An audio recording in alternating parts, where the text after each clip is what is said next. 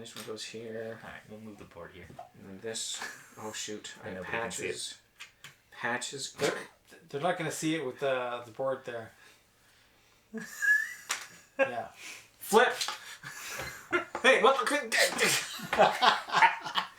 I clearly won, and then Matt got mad. I ruined my board. Sorry. It's okay. This might be the intro. Yeah, it's fine.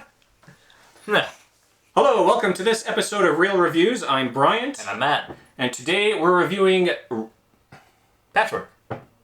Thank A you. two-player tile placement game. By Uwe Rosenberg. So let's get into it. Should we just run with that? That was perfect. Fantastic. All right.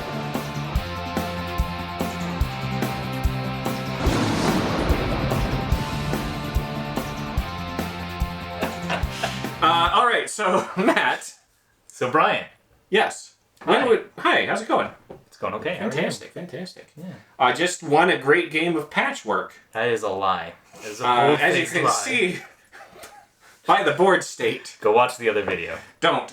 Now, Matt, He's not going to post the other video.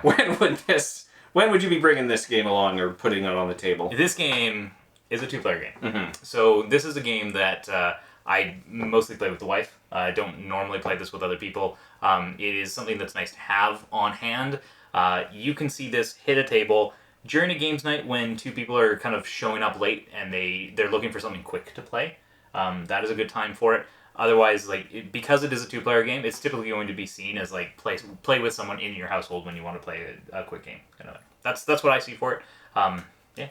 Yeah, that's exactly what I was thinking, because I do have a few... I don't have too many two-player games, but the ones I do have don't get to come out very often, because I'm a single person. But if you're a couple, part of a couple, probably a good game that could come out. A nice before bedtime game. You know, some couples do crossword puzzles together. Yeah. If you're kind of the nerdy sort that likes to do something like that before you go to bed, great game. I'm a little nerdy. 15, 20 minutes, as you wind down from the day. Otherwise, I guess it's good for a gaming night that nobody else shows up. Yeah. You invite 12 people and one person shows up. And you go, you're set. Everybody stands you up. And which actually is probably more common than I'm giving it credit for. Seven bags of chips and tears. Yeah. Yeah, but you know what? You have 7 bags of chips, so it's a win. Exactly. All right, so Immersion. Well, you go first. Yeah, well, it's not a game you play for immersion. It's Tetris with income and stuff. The incomes are buttons. Yeah, now which I think our economy should be based on, honestly, if I were in charge. Which is a weird thought. But the income is buttons.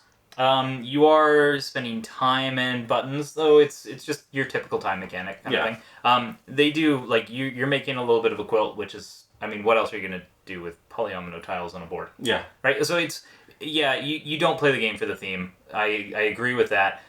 They have tried to integrate the theme into the components, which has done okay. Yeah, it definitely could be weird. It's not abstract. It's not an abstract game. But I think for me, it's not a very engaging theme. Yeah, right? It's you're building a quilt. So yeah. How far does that theme go? Right. Right? As far as Calico, where you're building a quilt and then putting cats on it. Yeah. Because they like... Or similar park, like that one where you're building a zoo. Yep. Yeah. It's a little... Okay. Component quality. I had nothing to complain about. Yeah, it's standard fare. It's what you'd expect. Good thick cardboard pieces. Yep. So that's nice. So they're not bending or, bright colors. Colors. You could potentially play with little plastic or little metal buttons instead. You could easily just get your sewing kit out and use buttons for currency. You could. Yeah. But these are great. These are good little cardboard tokens. They come in 1s, 5s, and 10s and 20s, and it's very rare to actually get a 20. But yeah, I did not get one. I got a couple. Anything about the mechanics or rules that really stand out to you? The rondelle thing and the time mechanic I find work really, really well together. So just to explain that a little bit, you have this little pawn, and this guy goes around the table, and all of these tiles are put out randomly at the beginning of the game. And your offer row is the first 3.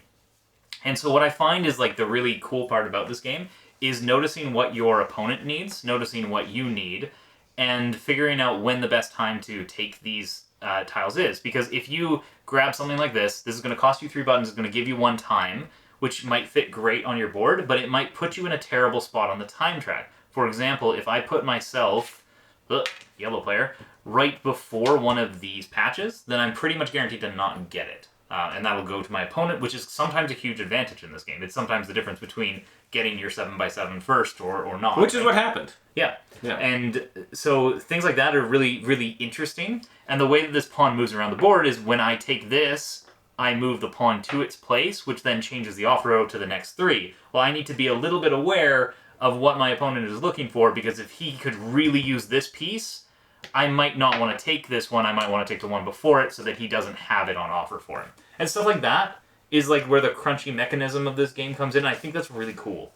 The way that interacts with this board, interacts with your quilt, interacts with your opponent. Yeah, which is very similar to what I was going to say as well. Is that there's a lot of strategy involved with a very, very simple mechanic, but you do have to, like you're saying, you have to think very much about not only what's on your board and what you're trying to build, but what your opponent wants, how far is it moving you along the track.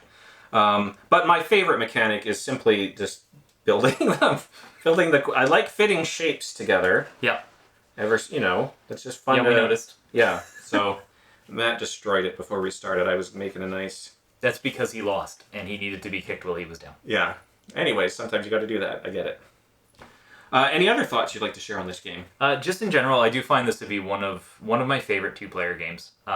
It is crunchy. It is simple to play, hard to master, which typically hits well in our household. But yeah, it's a great game for 2 players. I strongly recommend this for anybody who is looking for a strictly 2-player game. The only downside is you can't play it with more, but I think there might be a Patchwork 4-player edition. Yeah, I almost feel like it wouldn't really be hard to add players Probably to this. not, but there's no reason this has to be 2-player. But yeah, I'm not sure. I can't remember. I haven't looked it up in a while, but yeah, I really enjoy Patchwork, the 2-player version, if that is what we're playing. Yeah. Okay. Excellent. Well, thank you very much for joining us. This has been another Reil review, and we will see you next time. Bye. Yeah, that was a fun little game. I think what would be like fun is if you could work the patterns more into the... Well, and I think that's where I see like Calico is like the step up from this, is because now you're building the quilt, but now all the pieces are the same size. Right. But instead you're looking at the colors and the patterns. Yeah. So it's a little bit different. But yeah, I like them both. I would probably play this more often as 2-player and Calico more often as Multiplayer. anything else. Yeah.